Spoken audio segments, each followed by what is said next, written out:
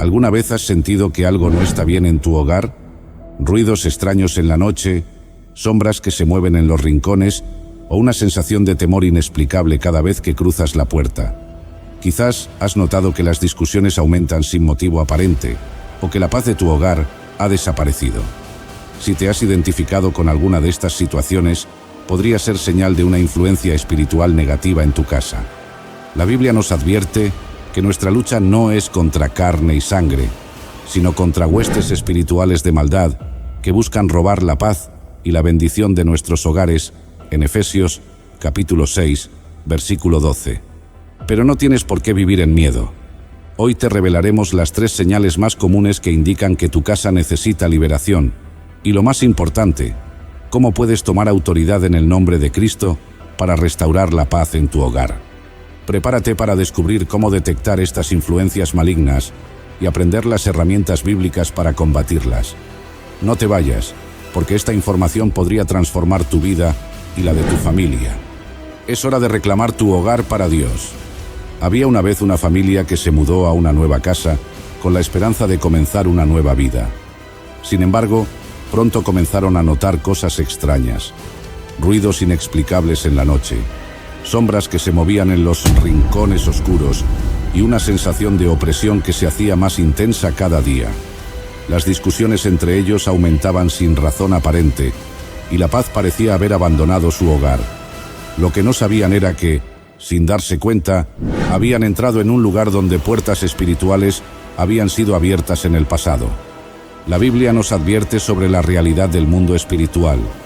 Efesios capítulo 6:12 nos dice: porque no tenemos lucha contra sangre y carne, sino contra principados, contra potestades, contra los gobernadores de las tinieblas de este siglo, contra huestes espirituales de maldad en las regiones celestes. Muchas veces, las perturbaciones en nuestros hogares pueden tener una raíz espiritual, causada por pecados pasados, prácticas de ocultismo, o incluso objetos que han sido consagrados a fuerzas malignas. Jesús mismo se enfrentó a la realidad de los demonios en varias ocasiones.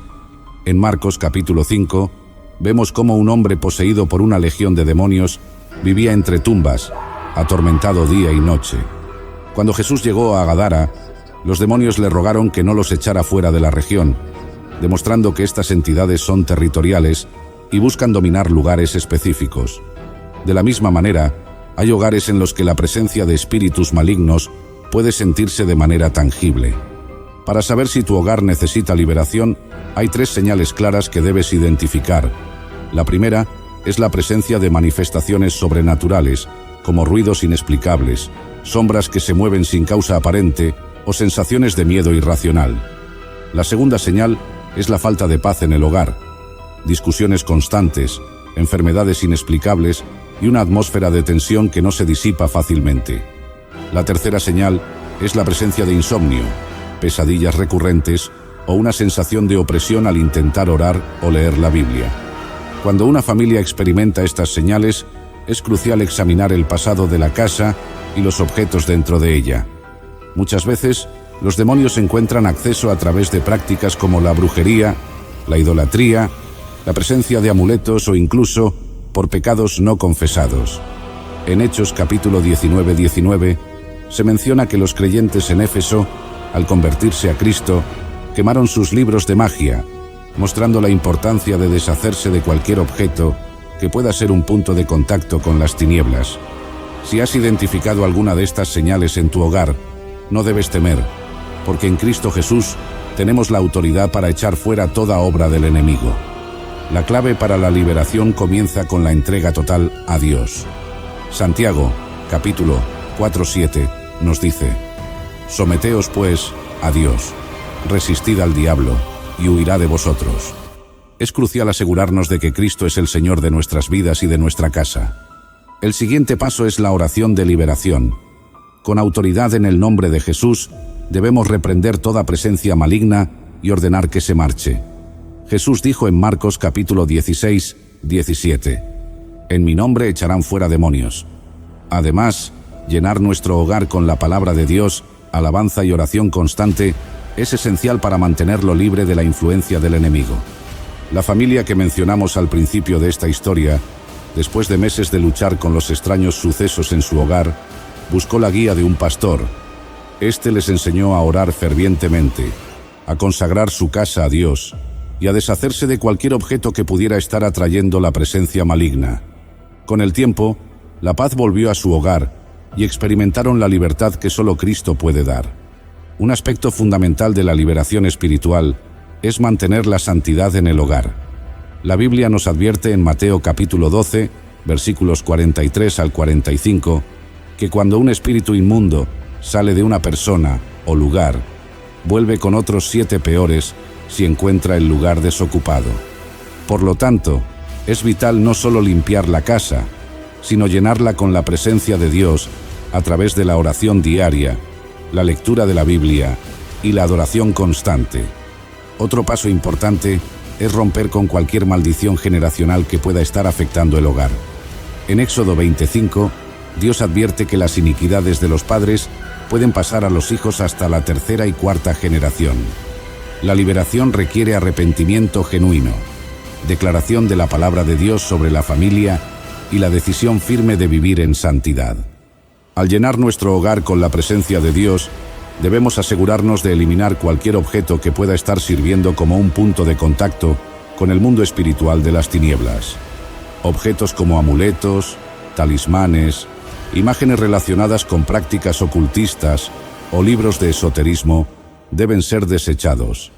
Hechos 19:19 nos relata cómo los nuevos creyentes quemaron sus libros de magia al aceptar a Cristo. Finalmente, una de las armas más poderosas que tenemos es la adoración. La presencia de Dios habita en medio de la alabanza de su pueblo. En el segundo libro de Crónicas 20:22 nos enseña que cuando el pueblo de Israel alababa a Dios, sus enemigos eran derrotados. Proclamar la palabra de Dios, llenar el hogar de música cristiana y vivir en santidad transformará el ambiente espiritual de nuestro hogar. Así como Jesús trajo libertad al Gadareno, Él puede traer libertad a tu hogar. No permitas que el enemigo tome control de tu casa. Toma la autoridad que Cristo te ha dado y proclama su nombre con fe y confianza, porque donde está el Espíritu de Dios, hay libertad. El tema de la influencia espiritual en nuestros hogares es algo que no debemos tomar a la ligera. La Biblia nos enseña que el mundo espiritual es tan real como el físico y que los ataques del enemigo pueden manifestarse de diferentes maneras en nuestra vida cotidiana. A lo largo de la historia, vemos cómo el enemigo ha intentado infiltrarse en las familias para robar la paz, la unidad y la presencia de Dios. La pregunta es, ¿estamos preparados para enfrentar esta realidad? La historia de Josué nos da una lección poderosa sobre la importancia de consagrar nuestro hogar al Señor. En Josué 24:15, él declara: «Pero yo y mi casa serviremos a Jehová». Esta decisión no solo implicaba una confesión de fe, sino un compromiso diario de mantener su hogar libre de influencias ajenas a Dios. Hoy, también debemos tomar esa postura firme y evaluar qué tipo de influencias hemos permitido en nuestras casas. Muchas veces, sin darnos cuenta, abrimos puertas espirituales a través de nuestras decisiones. La participación en actividades que desagradan a Dios, la presencia de objetos con connotaciones ocultas o incluso la falta de oración y lectura bíblica pueden ser invitaciones indirectas a la opresión espiritual. Proverbios 4:23 nos exhorta: «Sobre toda cosa guardada, guarda tu corazón, porque de él mana la vida». Esto también se aplica a nuestro hogar, ya que debemos ser diligentes en proteger el ambiente espiritual de nuestra casa. Es importante entender que la liberación de nuestro hogar no es un evento de una sola vez, sino un proceso continuo de mantenernos en comunión con Dios. La oración constante, la lectura de la palabra y la alabanza son herramientas poderosas para mantener nuestra casa llena de la presencia de Dios. Filipenses 4:6-7 nos dice: «Por nada estéis afanosos, sino sean conocidas vuestras peticiones delante de Dios en toda oración y ruego, con acción de gracias. Y la paz de Dios, que sobrepasa todo entendimiento, guardará vuestros corazones y vuestros pensamientos en Cristo Jesús». Cuando una familia decide buscar a Dios en unidad, el enemigo pierde terreno. En Mateo 18:20, Jesús nos dice: porque donde están 2 o 3 congregados en mi nombre, allí estoy yo, en medio de ellos. Esto nos recuerda que, como familia, tenemos el poder de invocar la presencia de Dios y ver cambios significativos en nuestro hogar. Además, debemos estar atentos a los frutos que se manifiestan en nuestra casa. Gálatas 5, 22 al 23 describe los frutos del Espíritu como amor, gozo, paz, paciencia, benignidad, bondad, fe, mansedumbre y dominio propio. Si estos frutos no están presentes, es posible que algo esté bloqueando el mover de Dios en nuestro hogar y debemos actuar en consecuencia. En la vida actual, enfrentamos constantes distracciones y ataques que buscan alejarnos de la voluntad de Dios. La tecnología, el entretenimiento y la cultura moderna a menudo introducen filosofías y estilos de vida contrarios a la palabra de Dios. Es fundamental que filtremos lo que permitimos entrar en nuestro hogar, asegurándonos de que todo esté alineado con los principios divinos. Aplicar estas enseñanzas espirituales a nuestra vida diaria implica tomar decisiones conscientes. Desde la música que escuchamos, los programas que vemos, hasta las conversaciones que tenemos, todo debe reflejar nuestra fe y compromiso con Dios. Es un llamado a vivir de manera intencional, recordando que nuestro hogar debe ser un santuario donde la presencia de Dios sea bienvenida en todo momento. Soy José y esta es mi historia. Mi historia comienza en la tierra de Canaán, donde nací en una familia numerosa. Soy el penúltimo de 12 hermanos. Desde mis primeros años, mi vida estuvo marcada por la preferencia de mi padre y las tensiones familiares que esto generó. Mi padre, Jacob, me tenía un cariño especial entre todos sus hijos. En parte porque nací cuando él ya era bastante mayor. Este afecto se manifestó de manera tangible cuando me obsequió una túnica de colores vivos, una prenda distinguida que me diferenciaba de mis hermanos. En aquel tiempo, una túnica de tal magnitud no era solo una prenda de vestir, sino un símbolo de posición y favoritismo, algo que no pasó desapercibido para mis hermanos. La envidia y el resentimiento crecieron en el corazón de mis hermanos debido a esta preferencia paterna, pero lo que exacerbó aún más sus sentimientos hacia mí fueron los sueños que tuve y que, con la inocencia de la juventud, les compartí. En uno de estos sueños, las gavillas de trigo que representaban a mis hermanos se inclinaban ante la mía. En otro, el sol, la luna y 11 estrellas, simbolizando a mis padres y hermanos, se inclinaban ante mí. Estos sueños, que más tarde se entenderían como visiones proféticas de mi futuro papel de liderazgo sobre ellos, en aquel momento solo sirvieron para avivar las llamas de su odio. El día en que mi vida tomó un giro inesperado, comenzó como cualquier otro, bajo las órdenes de mi padre, quien me pidió que fuera a buscar a mis hermanos. Estaban pastoreando los rebaños en Siquem, una distancia considerable desde nuestra casa en Hebrón. Con la túnica de colores que me había regalado mi padre sobre mis hombros, partí hacia Siquem.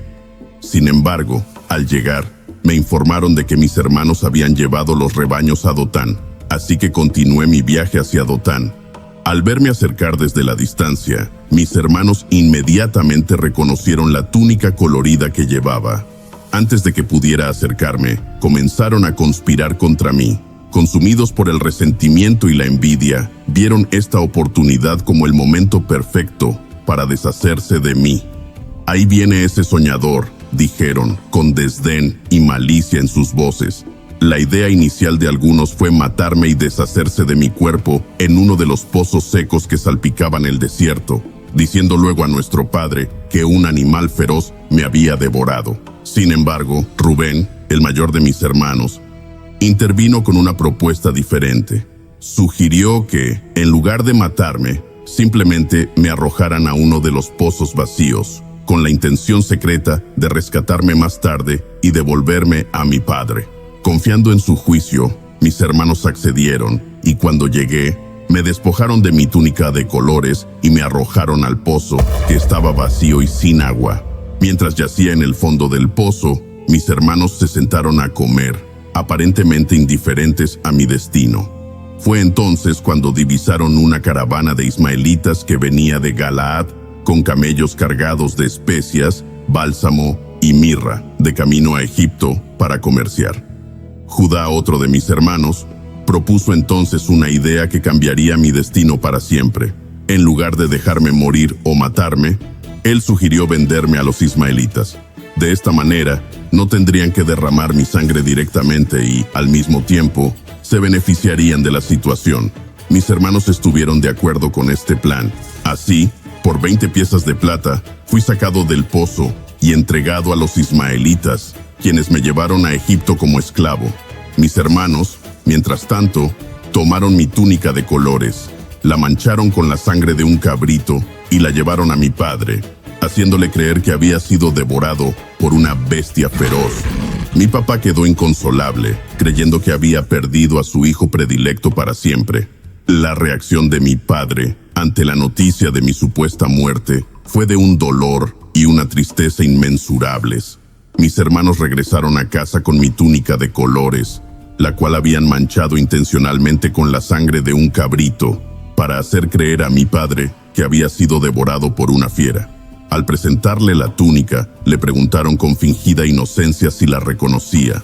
Mi papá la reconoció de inmediato, y su conclusión fue instantánea y desgarradora. Sin duda, una fiera salvaje ha devorado a José. Despedazado, despedazado. El impacto de esta noticia sumió a mi padre en un luto profundo. Se negó a ser consolado por sus hijos y sus hijas, quienes, a pesar de su culpabilidad, intentaron ofrecerle consuelo. Mi padre, Jacob, declaró que llevaría su duelo por mí a la tumba, diciendo: «Porque yo descenderé al Seol a mi hijo llorando». Su dolor era tan profundo que ninguna palabra, gesto de consuelo o intento de aliviar su sufrimiento tuvo efecto. La pérdida que creía haber sufrido, la de su hijo amado, el hijo de su vejez, a quien había amado más que a los demás, le causó un dolor que parecía inconsolable. Mi llegada a Egipto marcó el comienzo de un capítulo completamente nuevo y desafiante en mi vida. Tras ser vendido a los mercaderes ismaelitas por mis propios hermanos, fui llevado a Egipto, lejos de mi hogar y mi familia en Canaán. La travesía hacia Egipto estuvo llena de incertidumbre y temor. Como esclavo, mis expectativas de futuro eran sombrías, y el dolor de la traición familiar y la separación aún pesaba profundamente en mi corazón. Al llegar a Egipto, fui presentado en el mercado de esclavos, un lugar de desesperanza donde los hombres, mujeres y niños eran vendidos como propiedad a los postores más altos. En este contexto de vulnerabilidad y despojo, fui comprado por Potifar, el capitán de la guardia del faraón. Potifar era un hombre de alto rango en la sociedad egipcia, y ser adquirido por alguien de su estatus fue, en cierta manera, un giro afortunado dentro de mi desafortunada situación. Desde el principio de mi servicio en la casa de Potifar, el Señor estuvo conmigo, y todo lo que hacía prosperaba.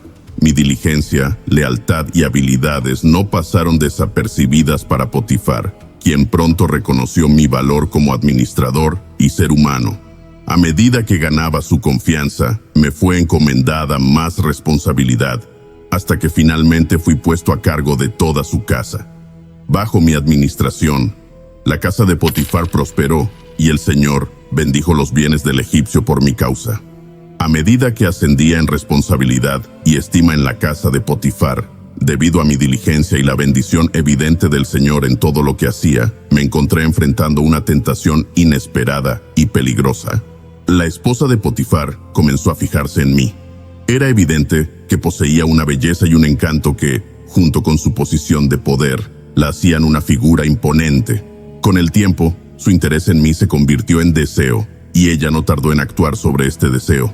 En varias ocasiones me buscó directamente y me instó a acostarme con ella. Sin embargo, yo estaba firmemente comprometido a vivir una vida de integridad y lealtad, no solo a Dios, sino también a Potifar, quien había confiado en mí y me había elevado a una posición de gran responsabilidad dentro de su hogar. Le respondí a sus avances, explicando que mi maestro Potifar no me había retenido nada en la casa, excepto a ella, porque era su esposa, ¿Cómo, entonces, podría hacer yo esta gran maldad y pecar contra Dios? Este fue mi firme rechazo a sus propuestas, basado en mi compromiso con la rectitud y mi temor a Dios. Sin embargo, un día, cuando me encontraba solo en la casa realizando mis tareas, ella me agarró por mi túnica e insistió nuevamente en que me acostara con ella. En ese momento, tomé la decisión de huir, dejando atrás mi túnica en sus manos. Esta acción, aunque era la única opción honorable dada la situación, me puso en una posición extremadamente vulnerable. Enfurecida por mi rechazo y armada con la evidencia de mi túnica en sus manos, la esposa de Potifar inventó una historia falsa. Cuando su marido regresó a casa, lo confrontó con acusaciones de que yo había intentado aprovecharme de ella, presentando mi túnica como prueba de mi supuesta maldad. Potifar, al oír las acusaciones de su esposa y ver mi túnica en sus manos, se llenó de ira. Sin dar oportunidad a mi defensa, actuó según el testimonio de su esposa y me envió a prisión, marcando así otro giro dramático en mi vida. Al ser encarcelado injustamente por las falsas acusaciones de la esposa de Potifar, me encontré en un lugar destinado a los criminales del faraón, un ambiente que distaba mucho de ser acogedor o justo. Sin embargo, incluso en este entorno sombrío, el Señor estuvo conmigo, mostrándome su lealtad y extendiendo su bondad a través de mi situación. El guardia de la prisión, al poco tiempo de mi llegada, notó algo diferente en mí. Aunque estaba rodeado de desesperación y culpa, había una presencia de paz y prosperidad en todo lo que emprendía dentro de los muros de la cárcel. Reconociendo esta cualidad única, el guardia me confió la responsabilidad de los demás prisioneros. Pronto, al igual que en la casa de Potifar, fui ascendido a una posición de liderazgo, esta vez dentro de la prisión, supervisando las actividades diarias y el bienestar de mis compañeros de encierro. Durante mi tiempo en la cárcel, tuve la oportunidad de interactuar con dos individuos que jugarían un papel crucial en el siguiente capítulo de mi vida: el copero y el panadero del faraón, quienes también habían sido encarcelados por ofensas contra su señor. Ambos hombres tuvieron sueños perturbadores durante su estancia en prisión, y al notar su inquietud una mañana, les pregunté por la causa de su tristeza. Al escuchar sobre sus sueños, les ofrecí interpretarlos, confiando en la guía de Dios para revelar sus significados. El sueño del copero fue el primero que escuché. Él me contó: en mi sueño veía una vid delante de mí, y en la vid había 3 ramas. Tan pronto brotó, floreció, y sus racimos maduraron en uvas. La copa del faraón estaba en mi mano, y tomé las uvas, las exprimí en la copa del faraón, y puse la copa en la mano del faraón. Interpreté este sueño para él, diciendo: las 3 ramas son 3 días. Dentro de 3 días, el faraón levantará tu cabeza y te restaurará a tu posición, y pondrás la copa del faraón en su mano, tal como solías hacer cuando eras su copero. Pero cuando todo te vaya bien, recuérdame y sé bondadoso conmigo. Menciona mi caso al faraón y sácame de esta casa. Luego, el panadero, al escuchar la interpretación favorable del sueño del copero, decidió contarme su sueño.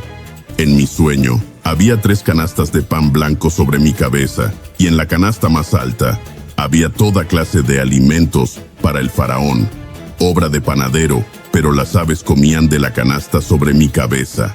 La interpretación que di al sueño del panadero fue mucho más sombría. Las 3 canastas son 3 días. Dentro de 3 días, el faraón levantará tu cabeza de sobre ti y te colgará en un árbol, y las aves comerán tu carne de sobre ti. Ambas interpretaciones se cumplieron exactamente como las había relatado. 3 días después, en el cumpleaños del faraón, él hizo un banquete para todos sus siervos. Durante el banquete, restauró al copero a su posición, pero al panadero lo colgó, tal como había sido interpretado por mí. Este evento no solo demostró la habilidad dada por Dios para interpretar sueños, sino que también marcó un punto crucial en mi vida. Aunque había pedido al copero que se acordara de mí ante el faraón, lamentablemente, una vez fuera de la prisión, se olvidó de mí durante 2 años completos.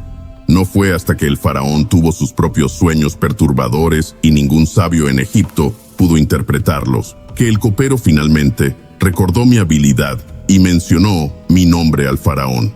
El sueño del faraón fue un momento decisivo en mi vida y en la historia de Egipto. El faraón se vio perturbado por 2 sueños en una misma noche. Y a pesar de tener a su disposición a los mejores magos y sabios de Egipto, nadie pudo ofrecerle una interpretación satisfactoria. Fue entonces cuando el copero, recordando mi habilidad para interpretar correctamente sus sueños y los del panadero mientras estábamos en prisión, recomendó mis servicios al faraón. El faraón me mandó llamar de inmediato desde la prisión. Después de asearme y cambiarme de ropa, fui presentado ante él. El faraón me dijo: «He tenido un sueño y nadie puede interpretarlo, pero he oído decir de ti que cuando oyes un sueño puedes interpretarlo».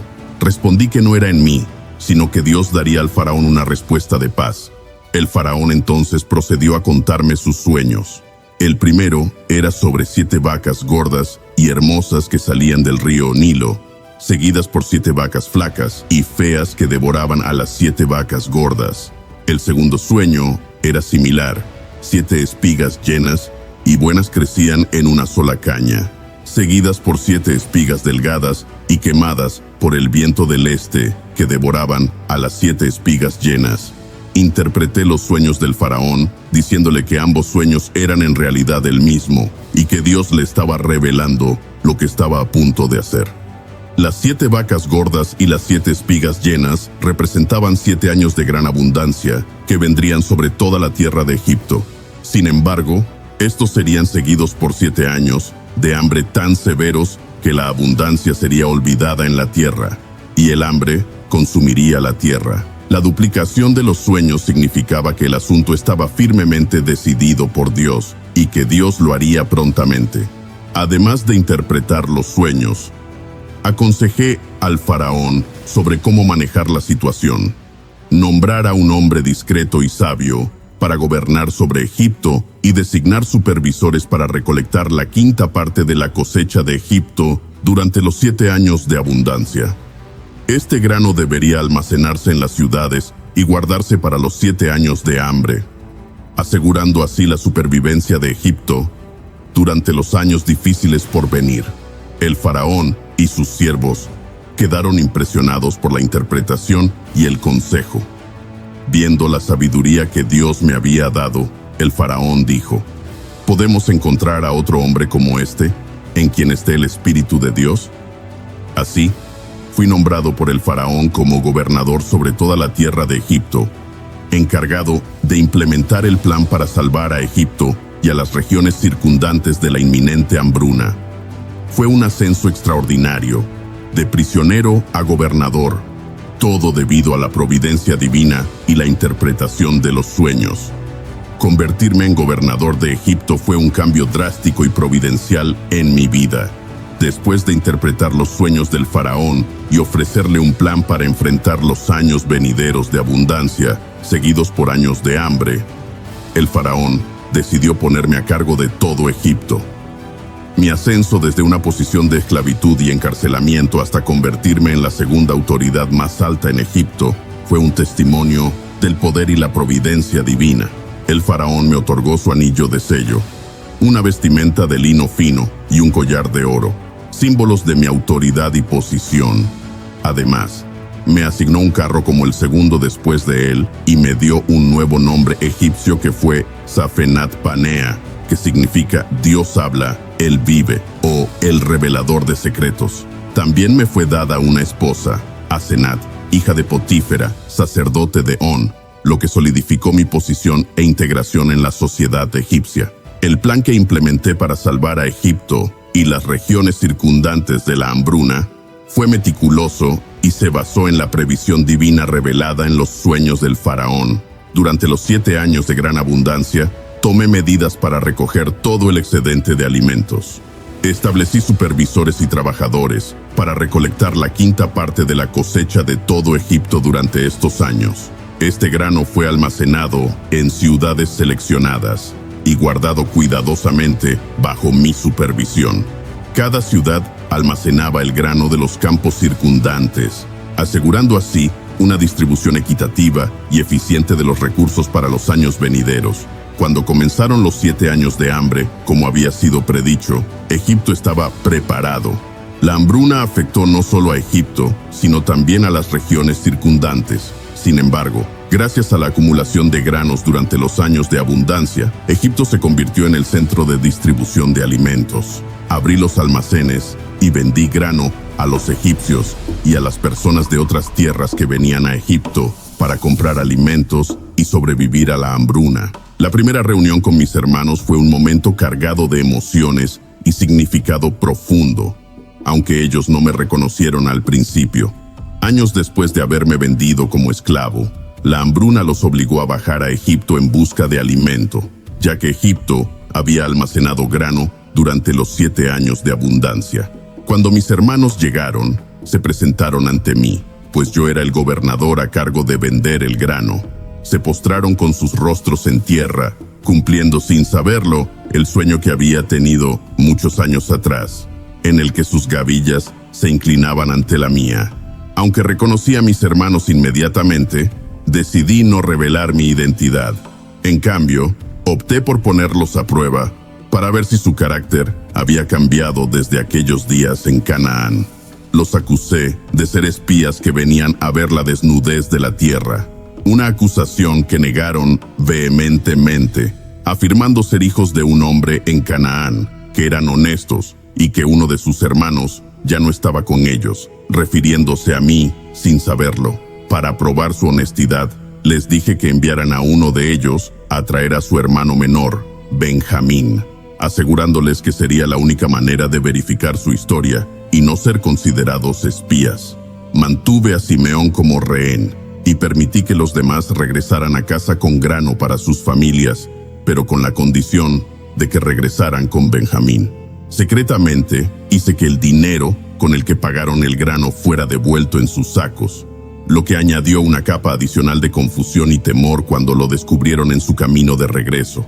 La noticia de que necesitaban llevar a Benjamín a Egipto para comprar más grano y liberar a Simeón fue recibida con gran angustia por mi padre. Mis hermanos regresaron de su primer viaje a Egipto con el grano necesario para nuestra familia, pero también con la noticia de que el gobernador egipcio, yo, sin que ellos supieran quién era realmente, había acusado a mis hermanos de ser espías y había retenido a Simeón hasta que regresaran con Benjamín, el hermano menor, como prueba de su honestidad y de que no eran espías. Al escuchar esto, mi padre se angustió profundamente. La idea de perder a Benjamín, otro hijo de su amada esposa Raquel, era insoportable para él, especialmente después de haber perdido a su hijo José. Mi papá expresó su dolor y su temor al decir: José no está y Simeón no está, y ahora tomaréis a Benjamín. Todas estas cosas son contra mí. Rubén, el hijo mayor, intentó asegurar a nuestro padre prometiéndole que él mismo garantizaría el retorno seguro de Benjamín, llegando incluso a decir que mi padre podría matar a sus propios hijos si no traía a Benjamín de vuelta. Sin embargo, mi padre inicialmente rechazó la idea, diciendo: mi hijo no descenderá con vosotros porque su hermano está muerto y él ha quedado solo, y si le aconteciere algún desastre en el camino en que vais, haréis descender mis canas con dolor al Seol. La situación cambió cuando el hambre persistió y el grano que habían traído de Egipto se agotó. Mi padre se vio obligado a enfrentar la realidad de que tenían que volver a Egipto para comprar más alimento. Judá intervino esta vez, asumiendo personalmente la responsabilidad por la seguridad de Benjamín. Prometió a mi padre que sería garante de Benjamín y dijo: yo seré fiador de él, de mi mano lo requerirás. Si no te lo vuelvo a traer y lo pongo delante de ti, entonces yo seré culpable ante ti para siempre. Judá argumentó que si no hubieran demorado, podrían haber ido y vuelto 2 veces, enfatizando la necesidad urgente de actuar para preservar a la familia del hambre. Finalmente, movido por la necesidad y las garantías de Judá, mi padre accedió a dejar ir a Benjamín. Les dio instrucciones a sus hijos para que llevaran regalos al hombre que gobernaba en Egipto, así como doble dinero. y el dinero que había sido devuelto en los sacos de grano, en un intento de apaciguar al gobernador egipcio.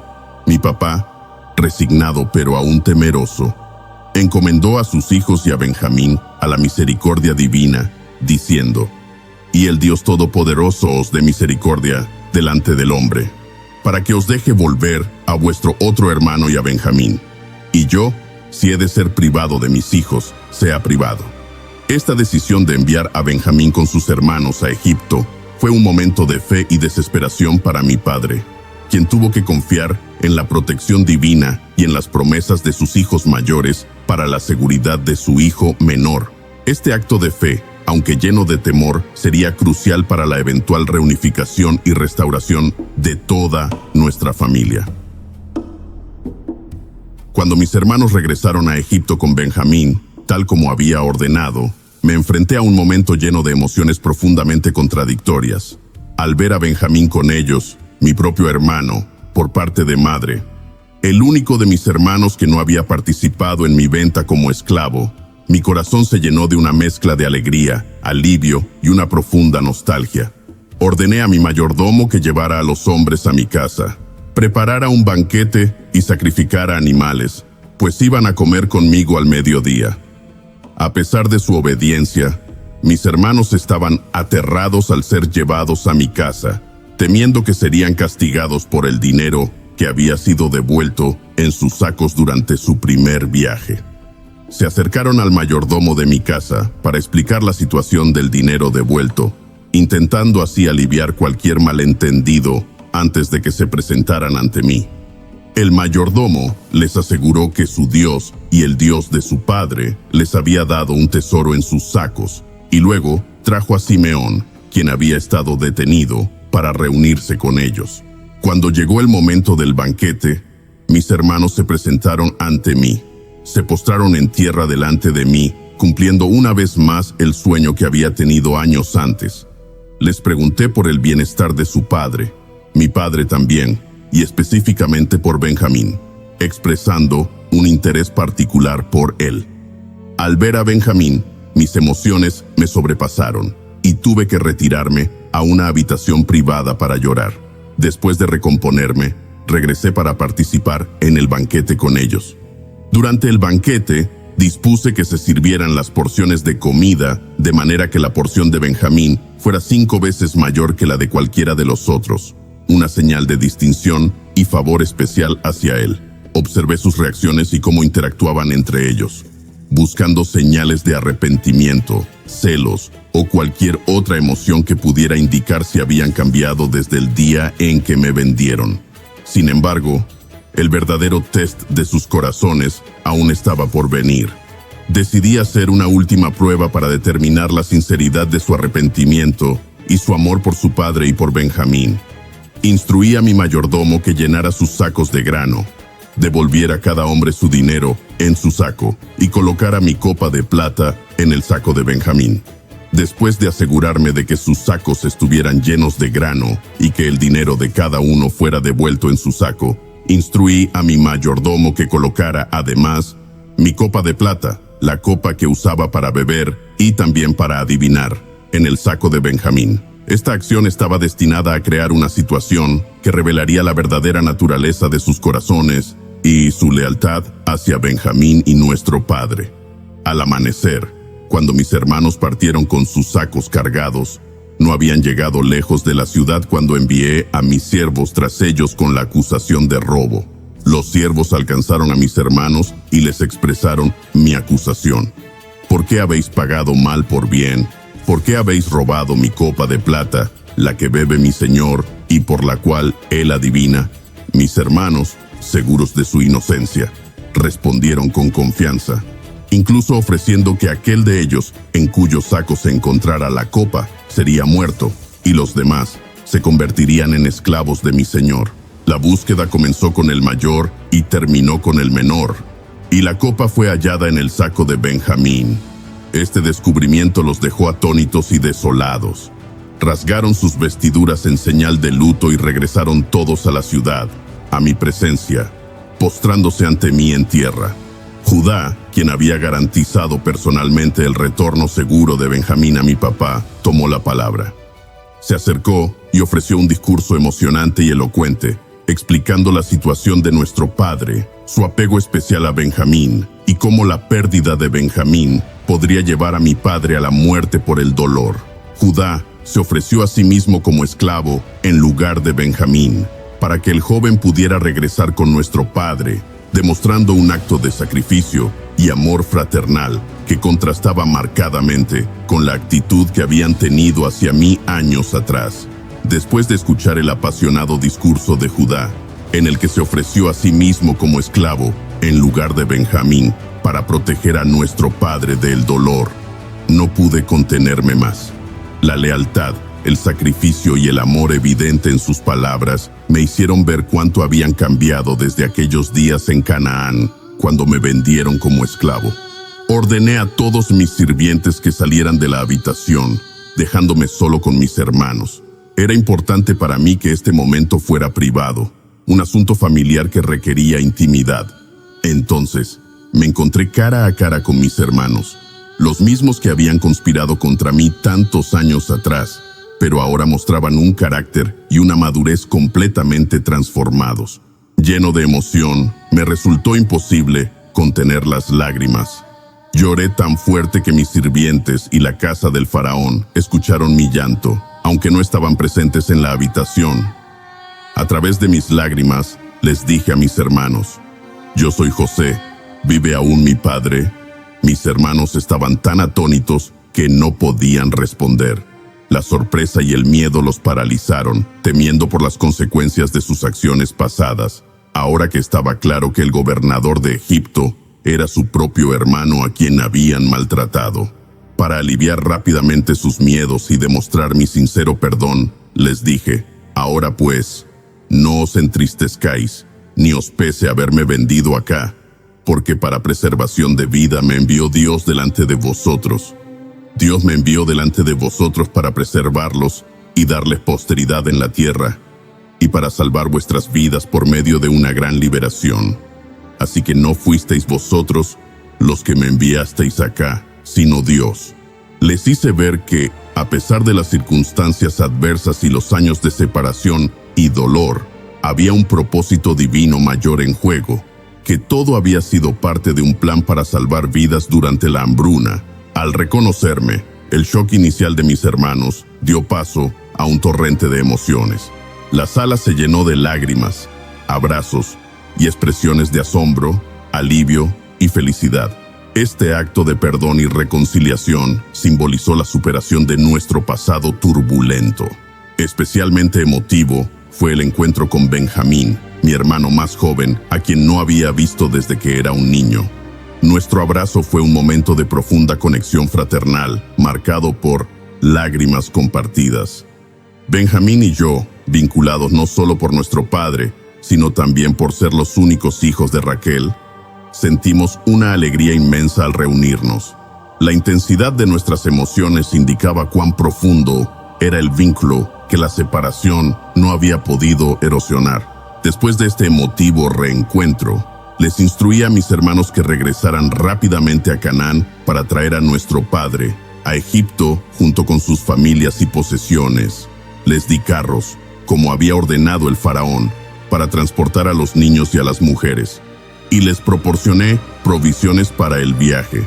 También les di regalos y ropas nuevas, pero a Benjamín le di 300 piezas de plata y 5 mudas de ropa, como muestra de mi especial afecto hacia él. Les pedí que no discutieran en el camino de regreso, consciente de que las emociones podrían aflorar al procesar todo lo que había sucedido. Este consejo reflejaba mi deseo de que mantuvieran la paz y la unidad que acabábamos de restaurar. Al llegar a Canaán, mis hermanos le relataron a mi padre todo lo sucedido, diciéndole: «José aún vive y es gobernador de toda la tierra de Egipto». Mi padre, al principio, no podía creerles debido a la incredulidad y el shock. Sin embargo, cuando vio los carros que José había enviado para transportarlo, su espíritu revivió y dijo: «Basta, mi hijo José aún vive. Iré y lo veré antes de morir. La reunión de mi papá conmigo en Egipto fue otro momento cargado de gran emoción. Al vernos, nos abrazamos fuertemente, llorando por un largo tiempo. Para él, este reencuentro conmigo, el hijo que había creído muerto durante tantos años, fue un regalo divino, un milagro que superó cualquier expectativa que pudiera haber tenido en sus últimos años.